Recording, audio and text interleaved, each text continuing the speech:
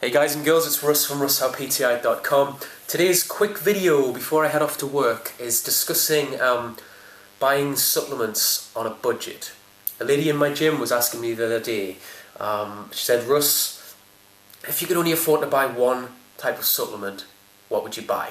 Because this lady was trying to lose some weight, and I think she was trying to buy some diet pill she'd seen in some celeb magazine, and then there was a conflicting advert on the next page about some other one, and she was a bit confused which one to buy, but she couldn't afford to go nuts, because let's face it, the world of supplements, you could easily bankrupt yourself every month buying things that tell you you need them to get a good workout, you know?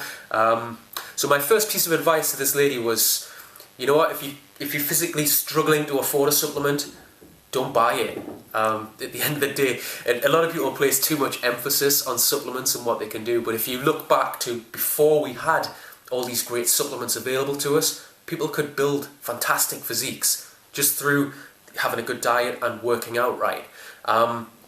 If you can nail those two parts, you'll get your results anyway. But if you can afford to buy one, I had a little think about it, and my response was, you know what, protein. If you can only afford to buy one, if you're working on a budget, get a protein supplement. Okay, a decent protein shake is worth 10 times any other supplement on its own, I think. Because protein, as you may know already if you've been watching muscle building advice and stuff like that on our page, protein is the building blocks from where you start building muscle and also losing weight and toning up. It's essential for anything. And like I said, your diet is really important, so you need to be getting some good quality protein in there. If you're looking to build muscle and you can afford to go a little bit further, you could maybe look at adding in some creatine monohydrate in there. Creatine mono is the most backed by research, the most proven creatine type out there. Excuse me. Despite the fact that it's the oldest, you know, you could easily spend upwards of £40–50 a month on creatine, new different types of creatine which they're constantly developing, which is great.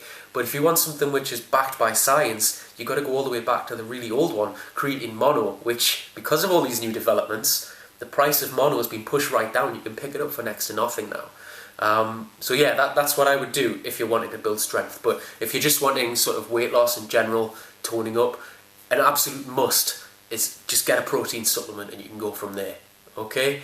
The ironic thing is, being all these developments over the past couple of decades, if somebody had asked me this question 20 years ago, well, I would have been a child, but if I was doing what I do now 20 years ago, I would have given them the exact same answer. Sometimes you need to go back to basics. So if you're working out on a budget, hopefully that advice has helped you. Get yourself a good protein supplement, and you should see positive results from there, and we can take it from there. Alright, thanks a lot guys. I really got to get to work. Thanks, bye bye.